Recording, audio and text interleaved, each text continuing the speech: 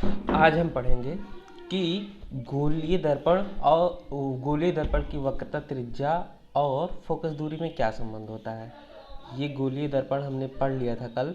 अवतल दर्पण क्या होते हैं, उत्तल दर्पण क्या होता है, ये सब हमने जान लिया। ठीक है। अवतल दर्पण ऐसा दर्पण होता है जिसका क्या है, ऊपरी पृष्ठ क्या होती है, पालिश होती है और दबे हुए तल से परावर्तन होता है। उसको हम क्या बोलते हैं, अवतल दर्पण बोलते हैं। और ऐसा दर्पण जिसका क्या होता है, दबा हुआ तल, पालिश किया गया होता है और उभरे हुए तल से क्या होता है, परावर्तन होता है, तो उसको हम क्या बोलते हैं, उत्तल दर्पण बोलते थे। उत्तल दर्पण। ठीक है, ये हम कल पढ़ लिए हैं। और आज हम पढ़ेंगे गोलीय दर्पण की वक्रता त्रिज्या और फोकस दूरी में क्या संबंध होता है। जैसे मान लो ये गोलीय दर्पण है, इसकी वक्रता त्रिज्या हमने बताया था क्या होता है। वक्रता त्रिज्या गोलीय दर्पण जिस खोखले गोले को काट कर बनाए जाते हैं, उसका जो केंद्र होता है, केंद्र बिंदु और पोल के बीच की दूरी को हम क्या बोलते हैं, वक्रता त्रिज्या बोलते हैं। ठीक है, जरूरी नहीं पोल भी इसके बीच की दूरी, मतलब पोल होता है और एक केंद्र होता है, जरूरी नहीं इसके बीच की दूरी ही वक्रता त्रिज्या कहलाएगी। इस दर्पण पर कोई भी बिंदु ले लो और यहाँ केंद्र से मिला दो तो वक्रता त्रिज्या कहलाएगी। ठीक है, किसी भी दर्पण की अनंत वक्रता त्रिज्याएं होती हैं। ठीक है, अब वैसे इसी प्रकार उत्तल दर्पण का भी वक्रता त्रिज्या होगा, ये पोल होगा, इसका भी वक्रता, ये केंद्र है और ये क्या कहलाएगी, वक्रता त्रिज्या कहलाती है।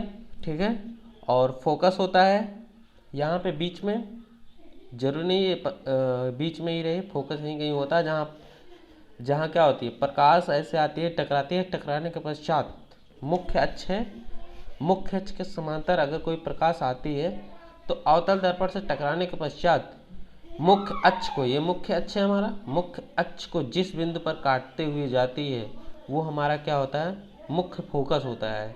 ठीक है, ये बिंदु हमारा क्या होता है, मुख्य फोकस होता है। उसी तरह ये हमारा क्या होता है, उत्तल दर्पण होता है। उत्तल दर्पण में जिस बिंदु पर टकराती है, टकराने के पश्चात ये क्या हो जाती है, ये मान लो ये ऐसे चला जाता है, टकराने के पश्चात इस तरह चला जाता है, ऐसे टकराए, टकराने के पश्चात यहाँ पे चला गया। ठीक है, तो इसको जब हम पीछे बढ़ाते हैं तो दर्पण के उस तरफ मुख्य अक्ष को जिस बिंदु पर काटता है उसको हम क्या कहते हैं, फोकस कहेंगे। ठीक है, तो इस तरह अवतल दर्पण और उत्तल दर्पण में हमने फोकस जान लिया कहाँ है, और वक्रता केंद्र क्या होता है, वक्रता त्रिज्या दोनों में देख लिया। ठीक है, और आज हम टॉपिक हमारा ये है वक्रता त्रिज्या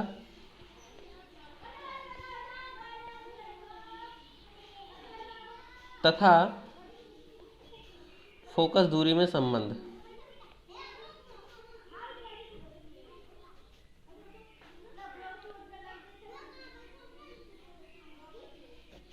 आज का हमारा टॉपिक यही है, वक्रता त्रिज्या तथा फोकस दूरी में संबंध। तो उसके लिए हमको ये चीज़ जानना बहुत ज़रूरी होता है। ठीक है, फोकस क्या होती है, वक्रता केंद्र क्या होता है, फोकस, इसमें ये फोकस है, ये वक्रता केंद्र है, फोकस दूरी, वक्रता केंद्र क्या होता है, ये सब हमें जानना बहुत ज़रूरी है। देखो बच्चों, यहाँ से लेकर केंद्र से लेकर पोल के बीच की दूरी को हम क्या कहते हैं, वक्रता त्रिज्या बोलते हैं। ठीक है, मतलब सीपी, इसमें भी सीपी को हम क्या बोलेंगे, वक्रता त्रिज्या, वक्रता त्रिज्या। और एफपी को हम क्या बोलते हैं, फोकस दूरी, मतलब फोकस और पोल के बीच की दूरी को हम क्या बोलेंगे, फोकस दूरी।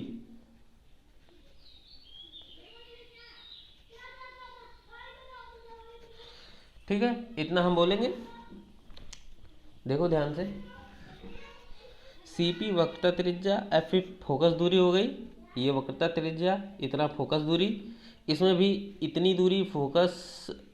देखो यहाँ से सी और P के बीच की दूरी को हम क्या बोल सकते हैं, वक्रता त्रिज्या बोल सकते हैं, और P और F के बीच की दूरी को हम क्या बोल सकते हैं, फोकस दूरी बोल सकते हैं। ठीक है, अब हमें इसमें क्या करना है, संबंध निकालना है। ठीक है, देखो ध्यान से देखना, इसके लिए सबसे पहले एक चीज और पढ़ लो। ठीक है, वो बहुत इंपॉर्टेंट होने वाला है कि गोलीय दर्पण से जो होता है प्रकाश कैसे परावर्तित होता है। ठीक है, पहले ये जानना जरूरी है, गोलीय दर्पण से प्रकाश परावर्तित कैसे होता है। जैसे मान लेते हैं हमारा ये गोलीय दर्पण है, ये देखो ये हमारा गोलीय दर्पण है, ये अवतल दर्पण है। ठीक है, इसके द्वारा प्रकाश का परावर्तन कैसे होता है। ठीक है, ये वक्रता त्रिज्या है,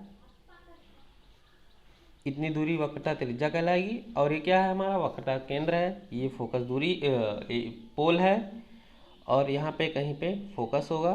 फोकस हमें फिक्स नहीं रहता है, जब हमारी किरण आती है मुख्य अक्ष के समांतर, जब किरण आती है तो टकराने के पश्चात मुख्य अक्ष को जिस बिंदु पर काटती है उसे ही हम फोकस कहते हैं। तो लगभग फोकस यहीं कहीं होता है। ठीक है, तो हम यहाँ पे फोकस लिख दिए हैं। तो देखो बच्चों, ये मुख्य अक्ष के समांतर आई किरण यहाँ आई, टकराने के पश्चात फोकस से होकर गई। तो ये जरूरी नहीं कि ये इधर से भी जा सकती थी, इधर से भी जा सकती थी, लेकिन ये मुख्य फोकस से होकर क्यों गई। ठीक है, अब देखते हैं। तो मैंने पहले बताया था कि वक्रता केंद्र और इस दर्पण पर कोई भी बिंदु मिला दो एक दूसरे को, तो ये वाली रेखा इस दर्पण पर सब जगह क्या होती है, लंबवत होती है। ठीक है, लंबवत होती है, मतलब ये वाली लाइन क्या करती है, अभिलंबवत का काम करती है, अभिलंब का कार्य करती है। किसका कार्य करती है, अभिलंब का कार्य करती है। तो ये आने वाली किरण अभिलंब के साथ जितने अंश का कोण बनाएगी उतने ही अंश का कोण बनाते हुए ये क्या होगी, जाएगी। ये देखो आई अंश का कोण बनाते हुए गई, और आर अंश का कोण बनाते हुए बाहर गई। और आई और आर क्या होते हैं, बराबर होते हैं। मैंने क्या प्रकाश का परावर्तन जब पढ़ाया था तो उस टाइम मैंने बताया था। ठीक है, ये प्रकाश परावर्तन के नियमों का पालन करते हुए इस तरह जाएगी। ठीक है, उसी तरह अगर हमारा क्या है, उत्तल दर्पण है। ठीक है, उत्तल दर्पण है, प्रकाश आई ऐसे, प्रकाश आई मुख्य अक्ष है, मुख्य अक्ष के समांतर है, ये हमारी वक्रता केंद्र है। ठीक है, तो हम क्या करते हैं, इस बिंदु से ऐसे अभिलंब खींच देते हैं, ऐसे डॉट डॉट डॉट डॉट, काल्पनिक अभिलंब खींच लेते हैं। तो ये आई इस दर्पण पर टकराई, ये आने वाली जो किरण है वो अभिलंब के साथ जितने अंश का कोण बनाएगी उतने ही अंश का कोण बनाते हुए क्या जाएगी, बाहर जाएगी।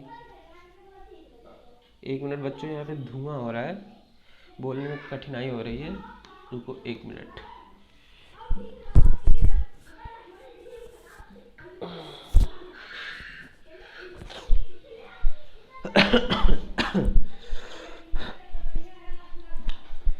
तो क्या हुआ, आई ये अभिलंब के साथ कुछ कोण बनाई, तो अभिलंब के साथ जितने अंश का कोण बनाती हुई रेखा आती है, मतलब हमारी किरण अभिलंब के साथ जितने अंश का कोण बनाती है उतने ही अंश का कोण बनाते हुए परावर्तन के पश्चात क्या हो जाती है, उसी दिशा में वापस लौट जाती है जिस दिशा से आती है। ठीक है, जिस माध्यम में आती है उसी माध्यम में, दिशा नहीं सॉरी बच्चों, माध्यम होता है, जिस माध्यम में आई उसी माध्यम में क्या हो जाती है, वापस लौट जाती है। ठीक है, अब देखो, तो जब इस वाली किरण को हम पीछे बढ़ाएंगे, जो इस वाले है उत्तल दर्पण में जो परावर्तित किरण है, परावर्तित किरण को जब हम पीछे बढ़ाते हैं तो मुख्य फोकस को जिस बिंदु पर काटता है उसको हम क्या मुख्य अक्ष को जिस बिंदु पर काटता है उसको हम क्या बोलते हैं, फोकस बोलेंगे। ठीक है, तो ये हमने जान लिया कि गोलीय दर्पण के द्वारा प्रकाश का परावर्तन कैसे होता है। ठीक है, ये सब हमने जान लिया। अब हम फिर अपने टॉपिक पर आते हैं, वक्रता त्रिज्या तथा फोकस दूरी में क्या संबंध होता है। ठीक है, अब देखो हमने बता दिया था कि ये यहाँ से इतनी दूरी क्या हो जाती है, फोकस दूरी कहलाएगी। यहाँ से लेकर यहाँ तक की दूरी क्या होगी, वक्रता त्रिज्या कहलाएगी।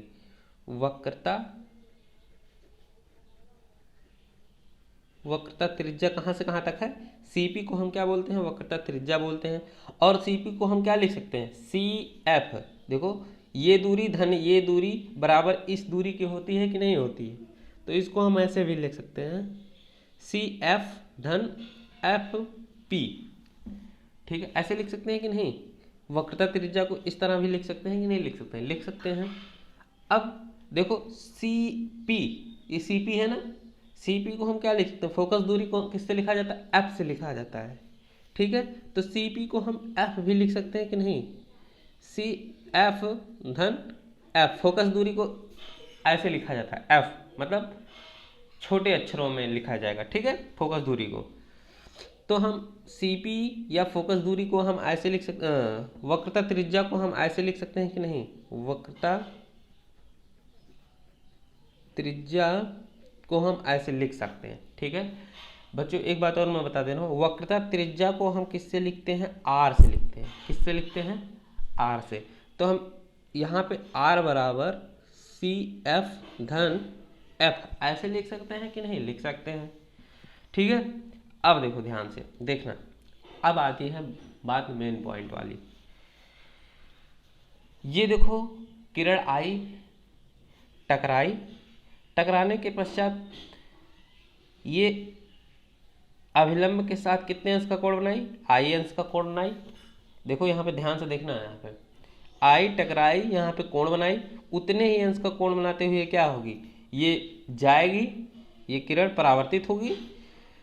और हम जानते हैं जितने अंश का कोण बनाते हुए आती है उतने अंश का कोण बनाते हुए ये जाती है, तो इसका मतलब आई बराबर आर होगा। ये देखो आई बराबर आर होगा कि नहीं होगा, होगा।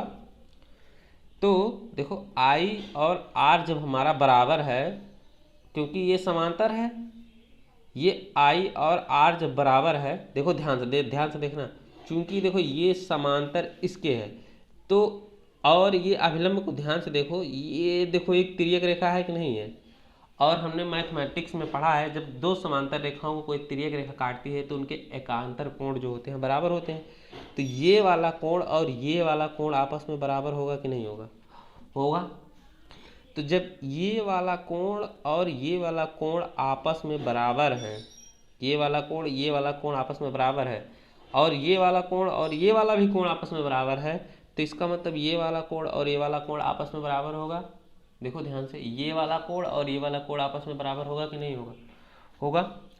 और देखो ध्यान से बच्चों, ये एक प्रकार का क्या है, त्रिभुज बना रहा है कि नहीं। देखो ये एक प्रकार का त्रिभुज बना रहा है, और त्रिभुज में जब दो कोण आपस में बराबर होते हैं तो वो कौन से त्रिभुज कहलाते हैं, समद्विबाहु त्रिभुज कहलाते हैं। देखो इस वाले कोण के सामने वाली भुजा ये, और इस कोण के सामने वाली भुजा ये आपस में क्या होंगे, बराबर होंगे। मतलब सी एफ, इसको हम एम नाम लेते हैं, सी एफ बराबर होगा किसके, सी एफ बराबर होगा किसके, एफ एम के। होगा कि नहीं होगा, होगा। और अगर मान लो ये दर्पण का द्वारक बहुत छोटा है, दर्पण का द्वारक क्या होता है, मतलब ये यहाँ से लेके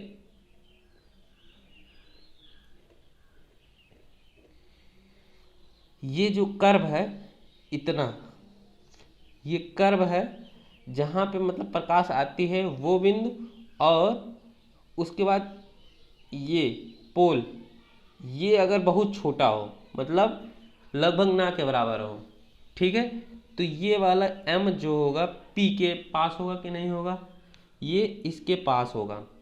ठीक है, p जो होगा m के पास होगा, और जब p m के पास होगा तो ई एफ एम जो होगा एफ पी के बराबर होगा कि नहीं। तो हम क्या लिख सकते हैं, यहाँ पे लिख देना, माना दर्पण का द्वारक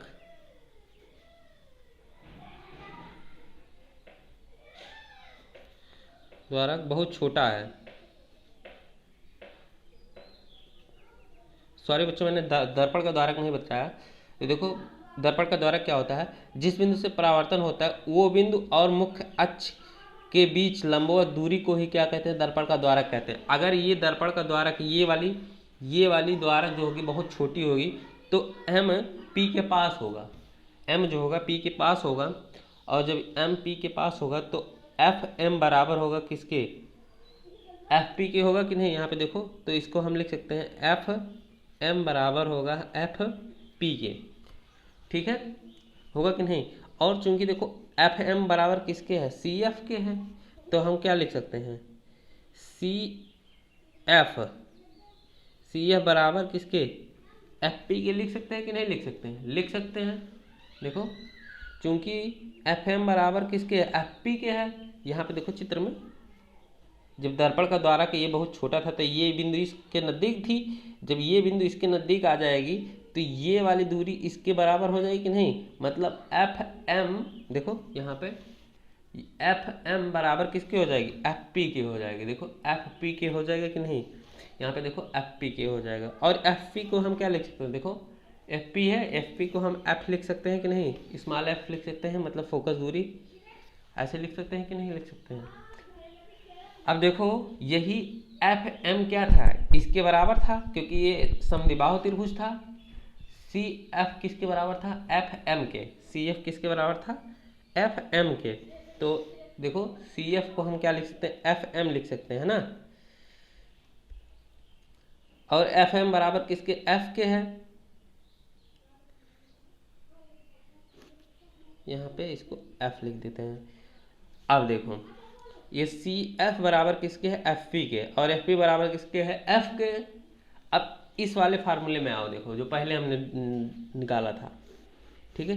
यहाँ पे देखो सी एफ लिखा हुआ है, सी एफ लिखा है ना, और यहाँ भी देखो सी एफ लिखा हुआ है, और अभी हमने प्रूव कर दिया सी एफ किसके बराबर है, एफ के है, ठीक है।